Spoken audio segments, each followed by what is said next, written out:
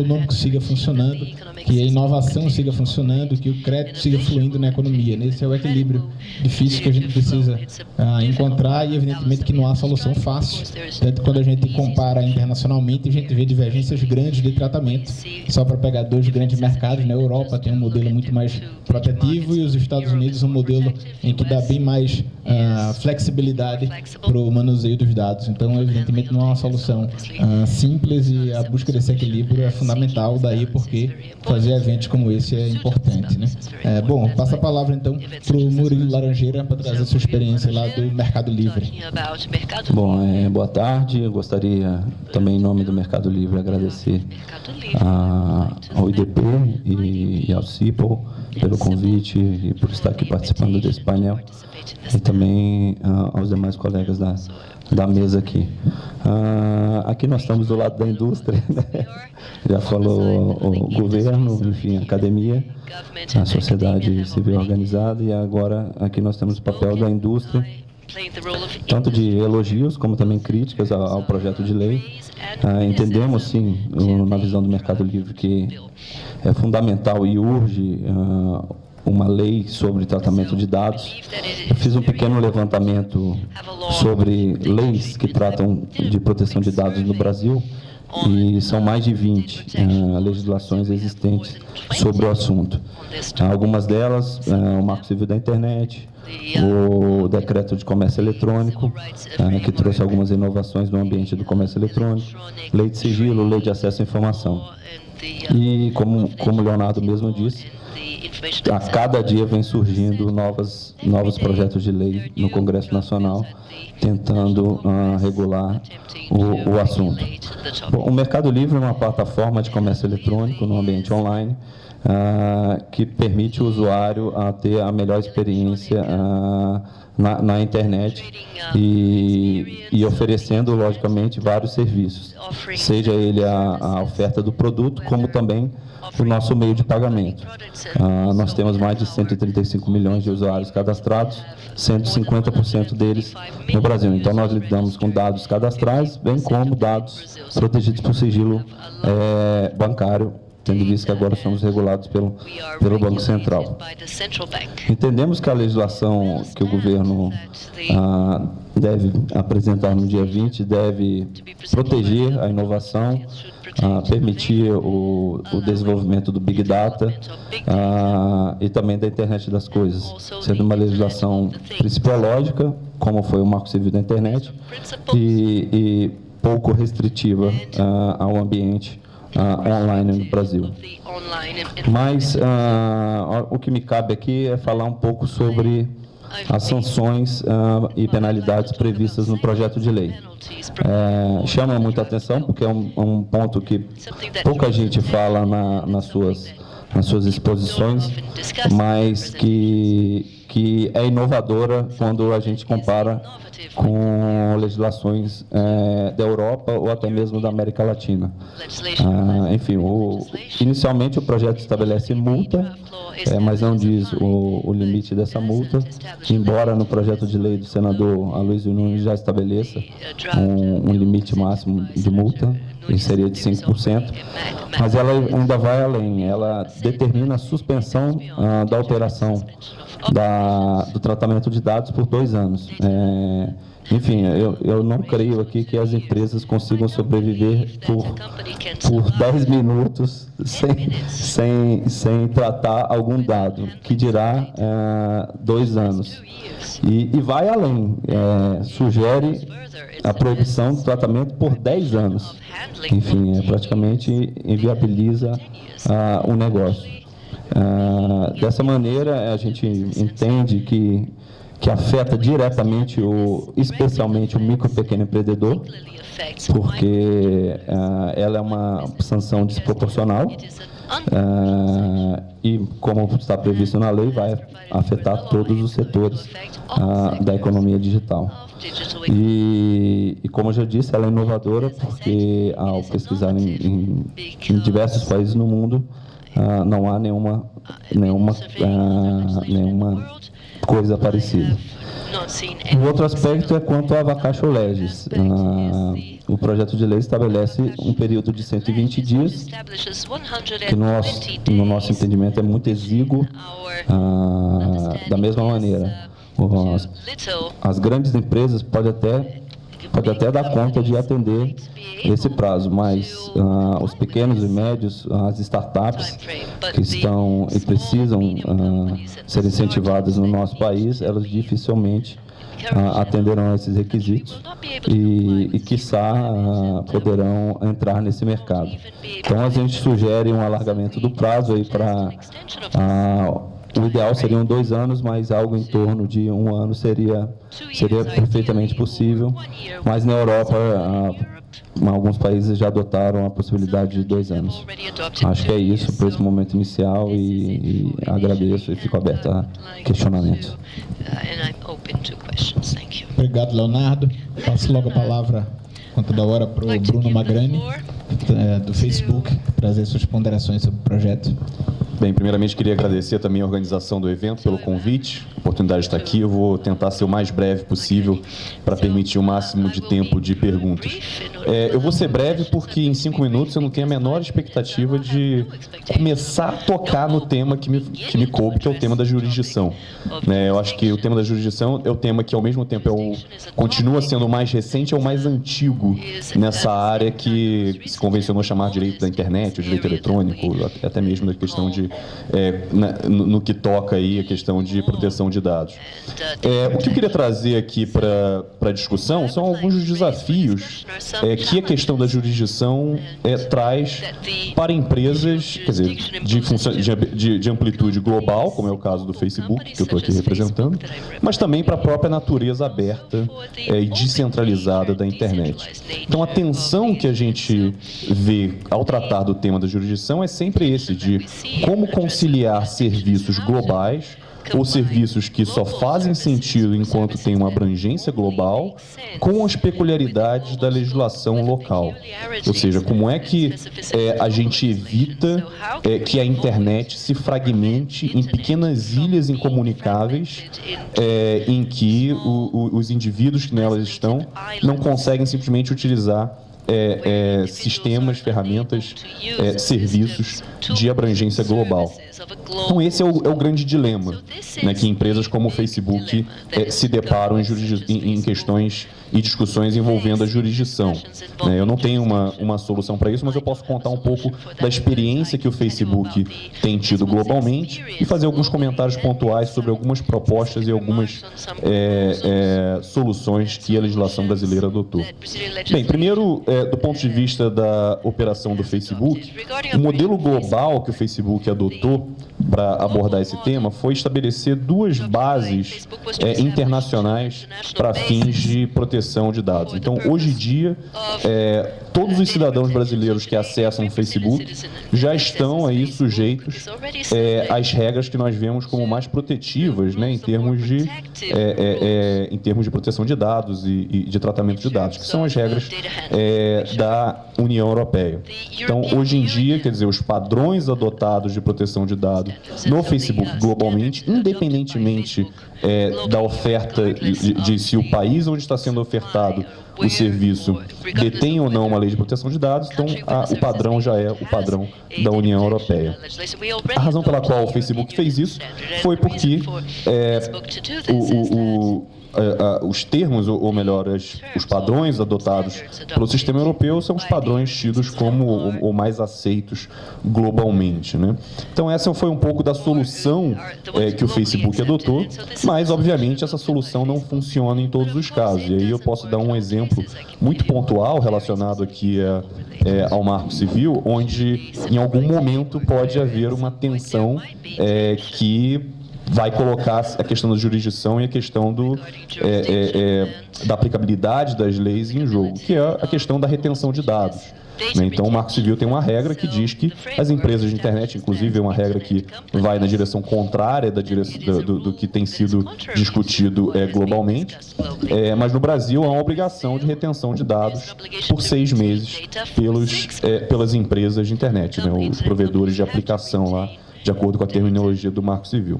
Bem, se de acordo com regulações de outros lugares. O Facebook tem a obrigação de apagar os dados de um indivíduo quando por ele solicitado, eu posso em um momento me ver com a seguinte situação contraditória. Em uma jurisdição, eu tenho que cumprir o que o usuário me pediu, ou seja, eu tenho que apagar efetivamente os dados dele do meu serviço. Em outra jurisdição, eu vou ser obrigado a guardar esses dados. Então, nessa situação, o que acontece?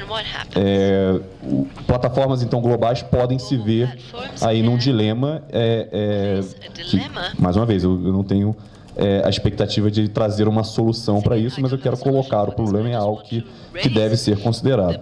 Além disso, quer dizer, conciliado a isso, né, o Marco Civil, para tentar garantir essa cláusula de jurisdição, impôs uma multa que chega até 10% do faturamento local das empresas, que, do ponto de vista do incentivo ou atração de investimentos no Brasil, é algo que, mais uma vez, vai na direção contrária da direção global, ou seja, hoje em dia, para um serviço ou para uma empresa que não tem escritório no Brasil, mas oferece o seu serviço para cidadãos brasileiros, quer dizer, a regra de jurisdição no Marco Civil diz que a lei brasileira se aplica. Ok. O que vai acontecer é que aquela empresa, por não ter um escritório local, ela não estará sujeita à multa prevista no Marco Civil, ou seja, aquela empresa nunca terá um incentivo para vir se instalar no Brasil. O Facebook tem uma operação global no Brasil desde 2011, a gente tem um orgulho enorme de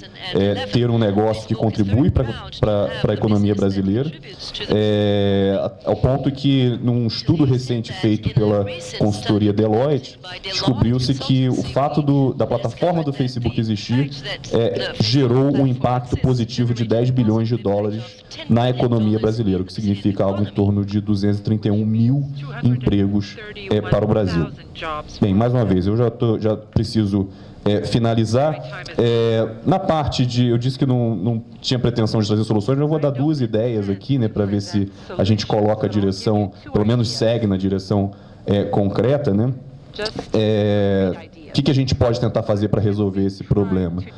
Eu acho que uma solução seria que governos ao redor do mundo se reunissem e estabelecessem um tratado global falando sobre as regras de jurisdição. Ou seja, mais uma vez, o objetivo aqui é tentar manter o caráter aberto e internacional, global da internet.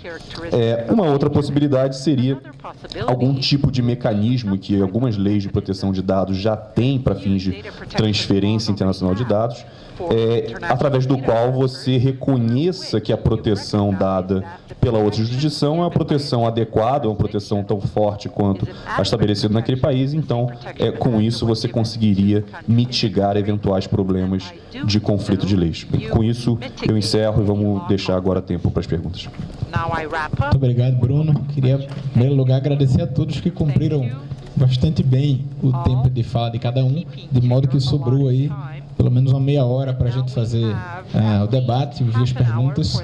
E claro que não pode ser meia hora só ouvindo perguntas, porque tem que dar tempo para que os painelistas respondam. Então eu vou abrir a possibilidade agora de perguntas para quem quiser fazer, por favor, levante a mão para a gente levar o microfone. E já peço de antemão que a gente tente ao máximo cumprir 3 requisitos, digamos assim, para fazer uma pergunta. O primeiro, que ela seja breve. O segundo, que ela trate de um tema, 2 temas no máximo. E o terceiro, importante, que ela acabe com um ponto de interrogação. O colega ali que levantou a mão. Veloso, meu nome. Eu estava conversando com o Paulo para tirar uma dúvida aqui, ou colocar mais uma talvez. Eu sou um cliente que estou fazendo uma compra na plataforma global. Sou brasileiro. No momento que eu estou fora do Brasil, eu faço uma compra. E lá eu sou um cliente americano, por exemplo. E se acontece um problema de falha de dados ou de leakage qualquer que aconteça, eu entendo que a legislação que vai se aplicar vai ser melhor para mim, enquanto usuário. Se for do Brasil, melhor. Se for dos Estados Unidos, é melhor. Será que seria essa a postura do provedor de serviço em escala global? Ou existe algum outro paradigma que defina qual seria o critério para beneficiar no caso de um leak, de um vazamento, alguma coisa desse tipo? Eu acho que seria melhor a gente ver 3 perguntas ou 4 perguntas e aí em seguida a gente passa para cada um, pode ser? Então, uma outra pessoa quer fazer pergunta agora, nesse momento, mais alguém? Levantou a mão lá atrás, por favor.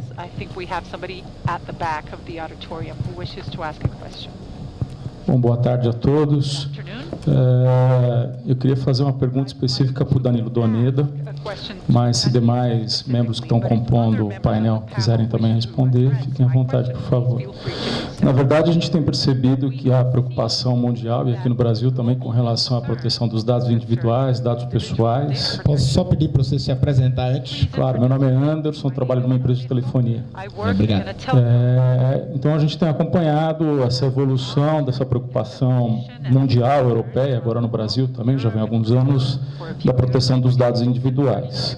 E nós temos percebido também, como operador do direito, algumas mudanças do ponto de vista legislativo, discussões novas, para que os órgãos de inteligência, os órgãos de investigação tenham acesso de uma forma mais fácil aos dados de pessoas investigadas. Tanto é que existem inúmeros projetos de lei tramitando tanto no Senado quanto na Câmara, como houve aprovação de alguns projetos recentemente também, o próprio Marco Civil da Internet inovou nesse sentido, possibilitar que autoridades administrativas e aí, enfim, polícia judiciária possam obter alguns tipos de dados pessoais sem a necessidade de intervenção judicial para tanto, né? E, enfim, na contramão, pelo menos me parece na contramão, e é isso que eu gostaria de ouvir a opinião dos painelistas, mas principalmente do Danilo Doneda, recentemente o Supremo Tribunal Federal, no habeas corpus, de relatoria do ministro Barroso, reforçou o entendimento de que os dados cadastrais não estão protegidos pelo inciso 12º do artigo 5º da Constituição, né? Mas também trouxe inovação no seguinte sentido, que alguns dados dos registros das ligações, tais como localização, data e duração da chamada, e aí a gente tem localização diretamente, o direito à intimidade, à vida privada, né? Também não estariam protegidos pelo sigilo constitucional. E aí, os órgãos de polícia judiciária poderiam requerer esses dados diretamente das companhias telefônicas, né? Uma decisão muito recente, final do mês. Eu gostaria de ouvir do Danilo Doneda, que está trabalhando com profundidade nesse tema, enfim, até por conta do Ministério da Justiça, assessorando todo esse trabalho, o que o Danilo Doneda pensa a respeito, que me parece que estaria na contramão essa decisão, pelo menos de todas as discussões, né, que vêm sendo travadas com relação à proteção dos dados individuais. Se mais algum painelista quiser responder também, por favor, fique à vontade, por gentileza. Muito obrigado. Obrigado, Anderson. Mais alguém quer fazer pergunta agora? Mais um colega. Andrei Gutierrez, da IBM Brasil. A gente tem discutido muito e nos projetos de lei tem se dado muita ênfase na questão do consumidor, da proteção do consumidor, da proteção à privacidade do cidadão. E eu queria provocar um pouco a mesa para ver a opinião de vocês. Como que vocês veem outros domínios, como, por exemplo, domínio do interesse coletivo, aonde coloca em certos aspectos a privacidade do cidadão. Por exemplo, em Smart Cities, de você monitorar o cidadão, onde ele passa para acender luz, ou de hidrômetros inteligentes para o controle de água, de racionamento, onde você vai, de uma certa maneira, invadir a privacidade do cidadão, mas em benefício de um interesse coletivo maior. Um outro exemplo, que é num outro domínio, que é no domínio, por exemplo, de segurança do trabalho, mais voltado para a indústria, tem experiências de você cobrir um operário de wearables, de sensores, ali para medir temperatura, pressão, geolocalização, sobretudo para proteção na questão de segurança do trabalho. Por exemplo, em mineração, que é uma atividade muito perigosa e onde tem muito acidente de trabalho com mortes, como é que fica a questão da privacidade do indivíduo ali, do operário, ao passo que está coletando batimento cardíaco diariamente, online, batimento cardíaco, geolocalização, mais em benefício da própria proteção daquele trabalhador. Então, é só provocar esses outros domínios que não do direito consumidor ou do direito de privacidade do cidadão. Como que vocês veem esses outros aspectos? Muito obrigado. Bom, vou passar aqui uma rodada de respostas e aí, se der tempo, a gente abre para mais perguntas. Quer começar, Bruno? Então. Posso começar?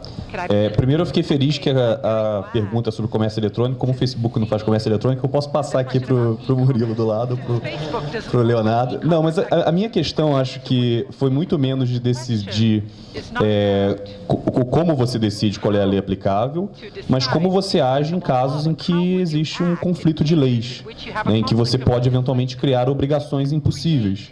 Em que para cumprir a lei de um país você tem que descumprir a lei de outro país. Mais uma vez, eu não tenho uma solução, eu acho que não há uma solução simples para isso. Se houvesse uma solução simples, provavelmente a gente já teria descoberto, dado que os papers acadêmicos que tratam sobre o tema já remetem desde, provavelmente, quer dizer, até... pelo menos década de 90 ou década de 80, especificamente especialmente 90, quando se trata de internet, né? Então, quer dizer, eu acho que a solução que vai se caminhar eventualmente é uma solução de âmbito global que tem que ser tratada de governo para governo e não através e não necessariamente entre governos e empresas.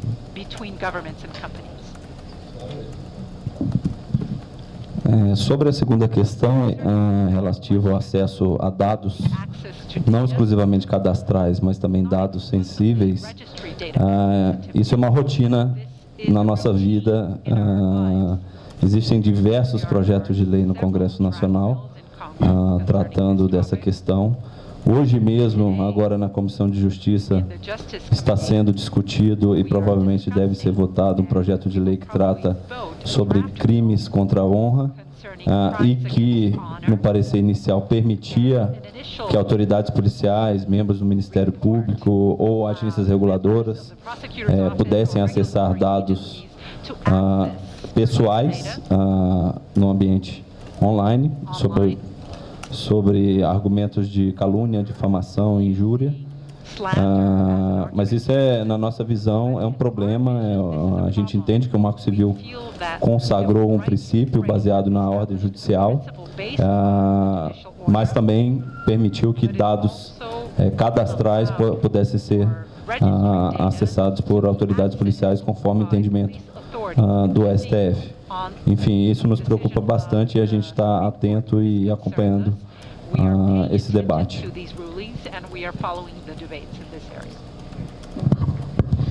Com relação ao ponto da IBM, Microsoft.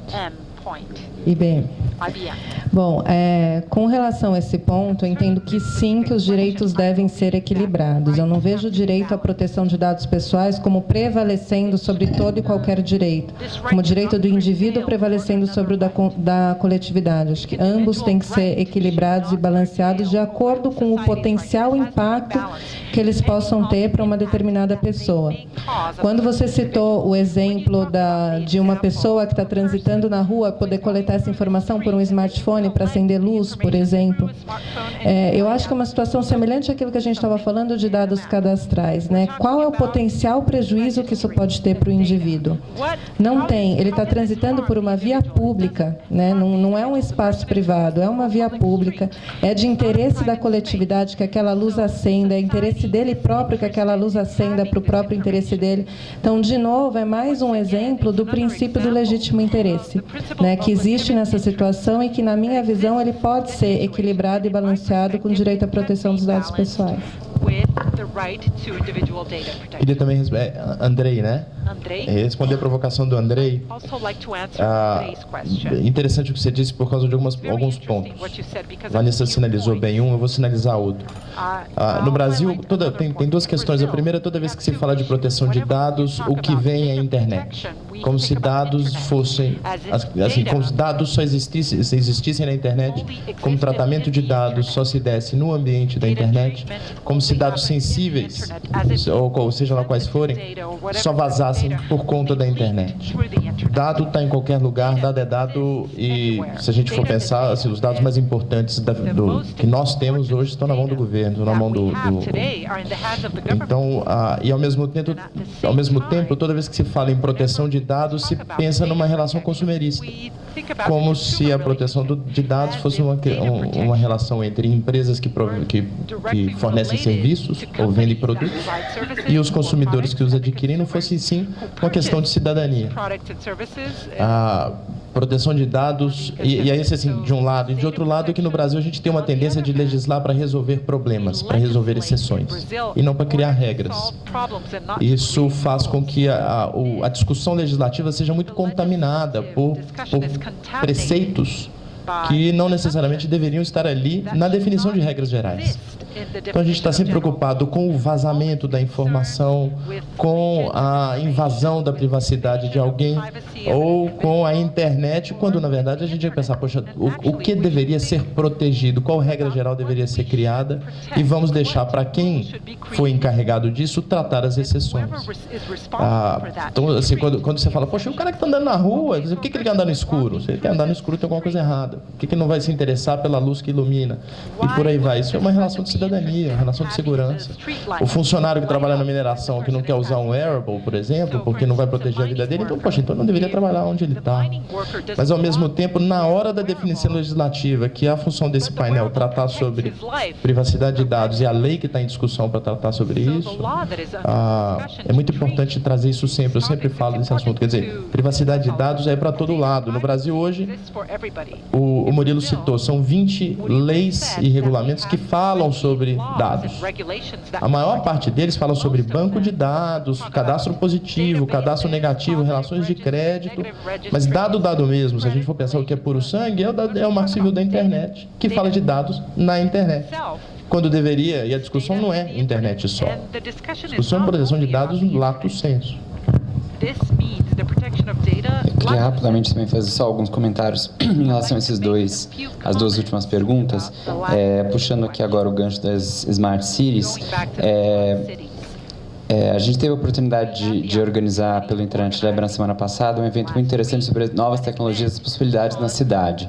A gente trouxe um professor do MIT, o Carlo Durati, que falou bastante sobre como a tecnologia pode mudar a cidade, e alguns dos exemplos que você colocou foram mencionados ali. Eu acho que o importante nessas situações é não pensar ou não encarar a proteção de dados como um obstáculo a essas iniciativas. Eu acho que uma legislação de proteção de dados que seja moderna e equilibrada, ela só tenta colocar alguns tipos de garantias ou de princípios mesmo para a atuação desses tipos ou implementação desses tipos de iniciativas. Então, você tem que coletar esses dados para implementar essas ferramentas de uma maneira que você consiga identificar os indivíduos. Você deve... quais são as técnicas de anonimização que você deve utilizar? Quem é responsável caso haja um mau uso dessas informações, caso haja um vazamento de segurança. Então, por mais que os dados ali estejam sendo coletados, por exemplo, para a segurança daquele trabalhador, se aqueles dados forem repassados para uma empresa e eles forem usados para outras finalidades, de quem é a responsabilidade? Então, não é impedir que esses usos sejam feitos. Eu acho que é mais colocar garantias e alguns limites que protejam o usuário caso abusos aconteçam. Então, acho que esse é um primeiro ponto, de não tentar polarizar e quando também pensamos nessas legislações, de tentar fazê-las de modo a viabilizar essas iniciativas. E só fazendo uma última colocação em relação à pergunta que envolveu acesso aos dados, e foi muito oportuna a colocação, acho que do Murilo, de que hoje está sendo discutido, provavelmente votado, o projeto de lei 215, que autoriza o acesso a esses dados por parte das autoridades administrativas sem ordem judicial, dentre outras coisas. Eu acho importante lembrar que essa é uma discussão que passa pela retenção de dados, que o Bruno Magrani lembrou, e que no Brasil o Marco Civil estabeleceu alguns prazos para retenção de logs para provedores de conexão e provedores de aplicações, mas também a gente tem espaços pela legislação brasileira, vários outros momentos em que a retenção de dados é uma obrigação. Então, existem resoluções da Anatel, por exemplo, que obrigam as empresas de telefonia a guardarem informações por 5 anos, um prazo aí e bastante acessível se a gente comparar com outras legislações, e em outras circunstâncias também. Hoje a gente viu no painel mais cedo, a Telefônica dizendo que a gente guarda dados de usuários há 100 anos, isso por vários motivos, seja por interesses da empresa, seja por obrigações legais. O que a gente tem que pensar quando se impõe essas obrigações de retenção de dados, o ônus que isso impõe às empresas, e dois, o quanto isso expõe o usuário quando você aprova iniciativas e projetos que dão livre acesso a autoridades administrativas, especialmente sem ordem judicial, que o judiciário é a autoridade competente para fazer esse crivo. Em relação aos dados cadastrais, só bem rapidamente, eu acho que a gente tem tido essa discussão na regulamentação do Marco Civil também, no artigo 10º, parágrafo 3º, sobre o acesso a esses dados cadastrais. Eu acho que é importante lembrar que, por mais que alguns desses dados estejam, de fato, guardados em repositórios públicos, isso não significa necessariamente que esses dados devam ser tratados como públicos, né? Então, eles serem publicamente acessíveis não quer dizer que eles podem ser usados e tratados por qualquer pessoa. Então, eu acho que essa é uma diferença importante. Aí, quando você vai, por exemplo, ter acesso ao seu número do título de eleitor, você tem ali que colocar algumas outras informações sobre você, eventualmente digitar até algumas letrinhas para provar que você não é um robô. E esses são mecanismos que visam justamente tentar dar algum tipo de crivo para aquelas informações que estão ali guardadas, de que elas não vão ser coletadas massivamente e utilizadas para outras finalidades. Então, acho que também a gente tem que pensar nessas balizas quando a gente fala de dados cadastrais. Bom, começando pela questão do Anderson, mencionou acesso de autoridades públicas a dados cadastrais e o recente decisão do STF, do ministro Barroso. Em primeiro lugar, eu queria fazer uma explanação a princípio teórica, mas que é a base da resposta. Veja bem, o que pretende uma legislação sobre dados pessoais nos moldes dessas que vem sendo discutidos no Brasil? Estabelecer ferramentas e instrumentos para que o cidadão exerça controle sobre seus próprios dados pessoais. Ponto. Dados pessoais são todos dados referentes a uma pessoa. Todos os dados aqui mencionados são dados pessoais, sejam sensíveis, sejam locacionais, sejam dados cadastrais, são todos dados pessoais, todos entram no âmbito de proteção de uma lei geral de proteção de dados. Dito isso, pode haver esferas de proteção diferenciadas para dados conforme um determinado contexto, mas uma deriva que eu acho que talvez seja perigosa até o termo, mas mais do que isso, eu acho que não leva a resultados muito concretos, é a da categorização de dados, para a partir daí se tratar numa diferenciação quanto aos critérios de tratamento. Como assim? Como eu explico? Adianta tanto assim eu separar o que é dado cadastral de dado sensível? Hoje em dia, infelizmente, digo eu, porque isso torna a vida mais complicada, infelizmente, quanto menos isso interessa concretamente. A partir de dados cadastrais, tratados de uma certa forma, em determinado contexto, eu posso descobrir informação sensível sobre uma pessoa. E a partir de dados sensíveis, eu posso obter informações de interesse público sobre uma pessoa. Então, cada vez é mais importante o contexto, a forma, o local, como é feito o tratamento. Dados cadastrais no banco de dados da Ashley Madison têm natureza sensível, infelizmente. Enfim, nós não vamos chegar muito longe se prestarmos atenção somente numa taxonomia, numa caracterização conceitual de dados, para daí ter uma receita de bolo que seria muito bom se fosse simples para esse sentido, mas não é. Indo mais praticamente aqui, há muitos sim projetos, e provavelmente vão existir projetos de lei e iniciativas para facilitar, talvez outros surjam no futuro para dificultar acesso a determinadas categorias de dados. O projeto de lei, por enquanto, ele procura fornecer instrumentos para que o cidadão proteja seus dados pessoais. E a ideia é que, espero que assim se desenvolva, que seja qual for a natureza do dado pessoal em questão, o cidadão possa ter garantia sobre ele, seja um dado que, sei lá, se o Brasil considere cadastral ou não, como o Denzo mesmo aqui falou agora há pouco, qualquer dado, mesmo aquele que está no repositório público, em sendo pessoal, ele interessa ao sujeito. O cidadão merece ter algum tipo de controle. Isso daqui está me parecendo cada vez mais claro, até mesmo vislumbrando alguns casos recentes no Brasil. Recente questão que envolveu uma empresa de banco de dados e o Tribunal Superior Eleitoral, num contrato que foi posteriormente desfeito após uma grande celeuma na imprensa brasileira, com a opinião pública se demonstrando francamente contrária. A Corregedoria do Tribunal Superior Eleitoral reconheceu que dados pessoais, ainda que públicos, devem ter sua utilização vinculada à finalidade que justifica a sua publicidade. Isso é muito importante. Isso determina que os dados pessoais não são banais. Eles não são livremente apropriáveis, podendo ser usados para qualquer finalidade. A publicidade tem uma finalidade e essa finalidade se mantém, uma afetação que segue o dado mesmo na sua utilização secundária e terciária.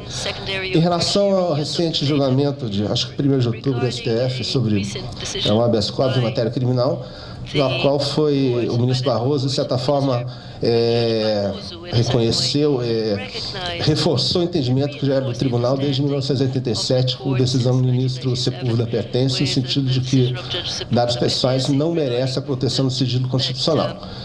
Isso não quer dizer que os dados pessoais não merecem proteção, em primeiro lugar, e, em segundo lugar,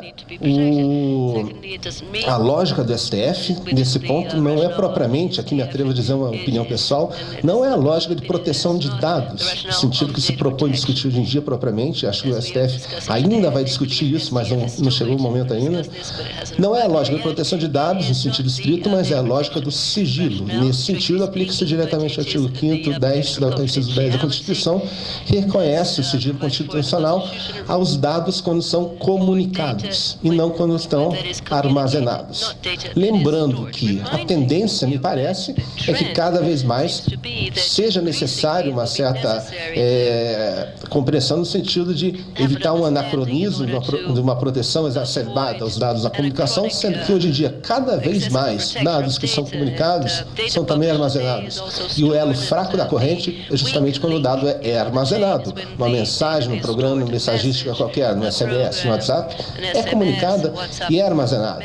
E cada vez mais, pode ter certeza, qualquer comunicação que é meramente comunicada e extemporânea vai virar exceção e não a regra. Nesse sentido, eu acredito que essa decisão seja relevante, mas não aponte ainda para uma tendência que deve ser examinada com esse cuidado. O ministro Carmen Lúcia, nesse sentido, tendo uma conferência pública, se manifestou bastante sensível ao tema, reconhecendo que a STF deve se manifestar englobando a complexidade da questão. Na questão que o representante da IBM mencionou, realmente o fato até lembrando do Ministério da Justiça, através da Secretaria Nacional do Consumidor, entregar para a Casa Civil no próximo dia 19 de outubro, de certa forma, um alívio no sentido que a matéria não é uma matéria de direito do consumidor, muito embora muitas das suas vertentes, as suas aplicações práticas, até hoje no Brasil, por vários motivos, tenham sido feitos dentro da seara da proteção do consumidor. Há muita coisa que exacerba e que está fora do âmbito da proteção do consumidor, e é justamente por esse motivo que o Ministério da Justiça, desde há 5 anos, entendeu, diagnosticou a necessidade de que seja dada autonomia delas próprias para essa matéria, para que ela não fique, de certa forma, para sempre marcada pelos marcos e pelos próprios limites, daquele ambiente que até hoje incubou, que deve, de certa forma, largar o filho para o mundo em determinado momento. Dito isso, alguns temas que estão hoje em bastante voga, algumas questões de tratamento de dados dentro das smart cities, dentro da internet das coisas, até dentro, um pouco mais dos fenômenos de Big Data, são impossíveis de serem tratados, eu reconheço, por instrumentos tradicionais de proteção ao consumidor, até pelos instrumentos mais clássicos das primeiras gerações de proteção, lei de proteção de dados, da mera notificação do consentimento e escolha. O tema das smart cities, por exemplo, ele, ao que me parece, aqui de uma opinião pessoal, ele merece ser focado a partir do âmbito de uma visão mais geral de governança da internet, que foi, de certa forma, já mencionada pelo secretário Virgínio Almeida de manhã. Uma forma de governança na qual os vários atores que influem nas decisões referentes à privacidade vão todos ter seu papel, todos vão ter uma certa responsabilidade mesurada. O professor Peter Husting falou, e outro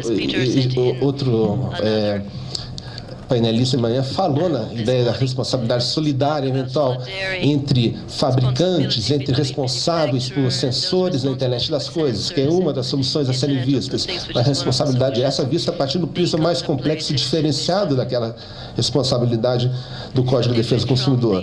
A governança, nesse sentido, é muito mais importante do que a aplicação direta de sanções baseadas numa lógica estritamente de direito do consumidor. E isso nos dá prova, por exemplo, o grande influxo que a matéria do Smart Grid encontrou, e a Smart Grid Privacy, isso é a privacidade nas redes elétricas inteligentes, encontrou nos Estados Unidos, que é um grande modelo para essa discussão. Desculpe pelo tempo, Rafael. E pergunta, dá tempo para fazer mais uma rodada? Bom, então vamos fazer mais uma rodada de perguntas. O colega ali já... Boa tarde a todos. Meu nome é Thiago Sombra, professor da Universidade de Brasília e pesquisador da London School of Economics. A pergunta especificamente para o Bruno. Hoje a Corte de Justiça Europeia julgou o caso Max Films e Facebook.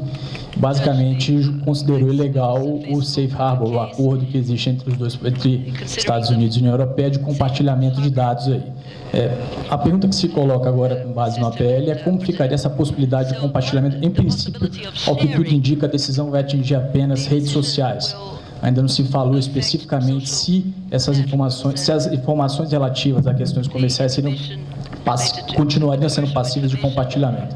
Mas a pergunta basicamente que eu queria fazer é como é que fica a visão do Facebook em relação a esse compartilhamento de informações, por exemplo, de cidadãos brasileiros com outros países da América do Sul, provavelmente com os Estados Unidos ou com a União Europeia. Bom, vamos só ver, tem mais alguma pergunta? Alguém queira fazer? Um colega lá atrás levantou. Eu vou aproveitando enquanto o microfone vai para ele, já vou fazendo uma pergunta aqui, um tema que eu queria levantar. Se vocês acham que o tratamento de dados anonimizados, dados agregados em particular, deveriam merecer um tratamento diferenciado, né? Porque a gente tem dado uma proteção muito grande por dados sensíveis pessoais, mas ao mesmo tempo não se quer evitar que se trabalhe com Big Data, né? E por Big Data a gente talvez mereceria um tratamento diferente. Então era um tema que eu queria trazer aqui também para a gente refletir um pouco sobre o tratamento de dados anonimizados. Então, colega ali atrás, por favor. Boa tarde, meu nome é Bruno. A minha pergunta é mais voltada para o Danilo. Já é o terceiro Bruno aqui hoje, né? O quarto, né? Nos Estados Unidos, as empresas têm um costume um pouco maior na cultura deles, seja por obrigação legal, seja por obrigação de tipo de empresa, mas eles têm um costume de dar publicidade aos ataques hackers que eles sofrem, dando assim ao usuário daquele sistema transparência ao respeito do dado dele, se foi comprometido ou não, de forma que ele possa se preocupar com isso. Como é que está sendo visto isso pelo nosso governo federal dentro desse draft que a gente tem?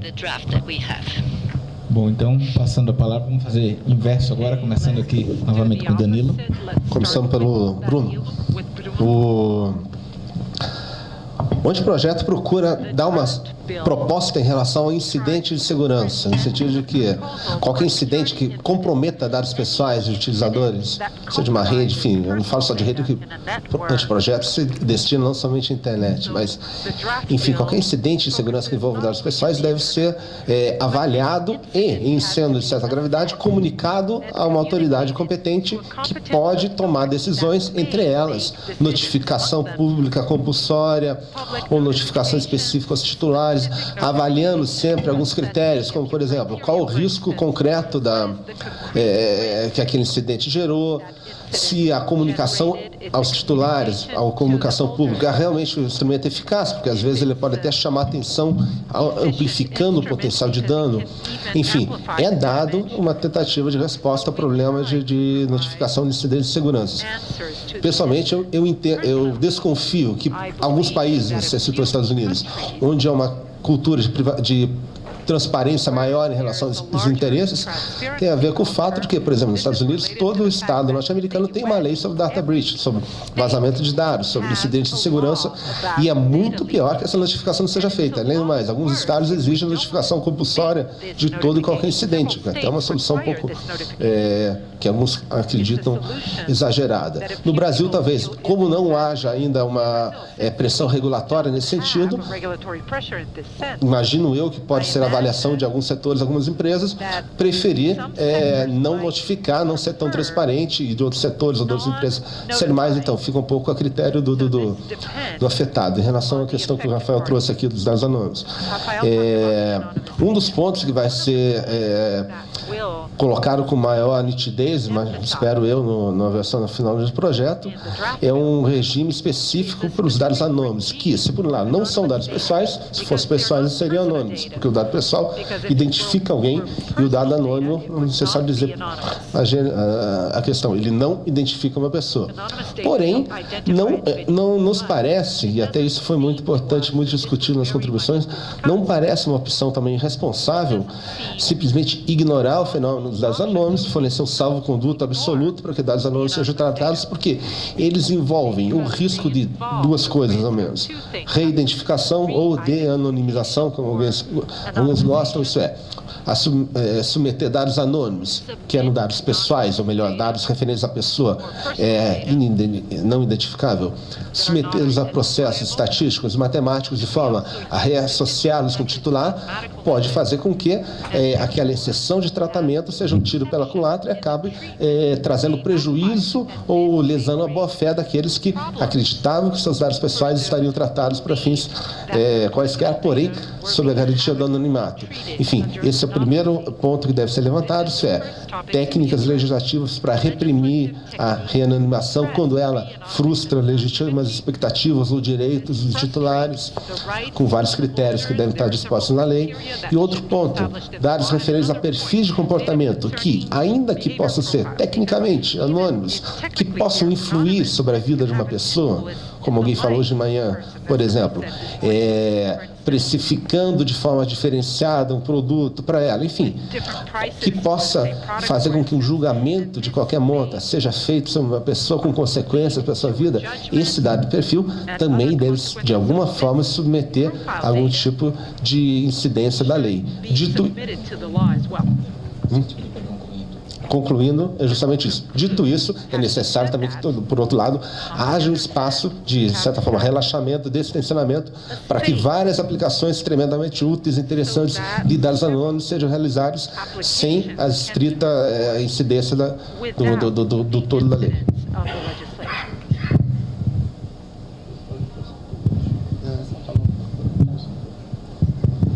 Bem, sobre a questão que você mencionou, desculpa, eu não peguei seu nome.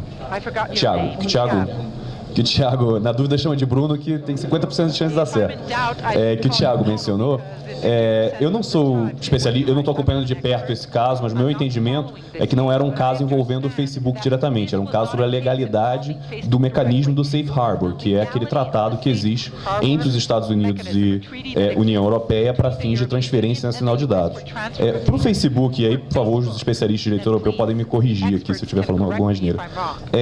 Para o Facebook especificamente, a invalidação do Safe Harbor não afeta a operação do Facebook, porque existem outros mecanismos de acordo com a lei irlandesa, e o Facebook tem uma sede na Europa para fins de proteção de dados, né, que são previstos também na diretiva da União Europeia que trata do assunto, que o Facebook também se utiliza. Então, por exemplo, a questão de consentimento, a questão de que a gente chama em inglês de model...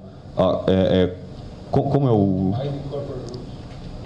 exatamente. Tem alguns outros mecanismos, mais uma vez, eu peço desculpas pelo desconhecimento específico do assunto, mas existem outros mecanismos que podem ser utilizados. Eu acho que, no fim das contas, a invalidação do mecanismo de Safe Harbor pode acabar afetando a própria indústria de tecnologia da União Europeia, em termos de poder, eventualmente, se utilizar de servidores baseados em outros lugares, especialmente nos Estados Unidos, que podem ser mais eficientes, mais baratos, etc., e de você ter uma entrada maior aí em outros mercados. Bom, queria então agradecer a todos. Vamos encerrar agora, fazer um breve intervalo e daqui a pouco a gente retoma com a próxima sessão. Muito obrigado a todos os palestrantes e as perguntas foram muito boas.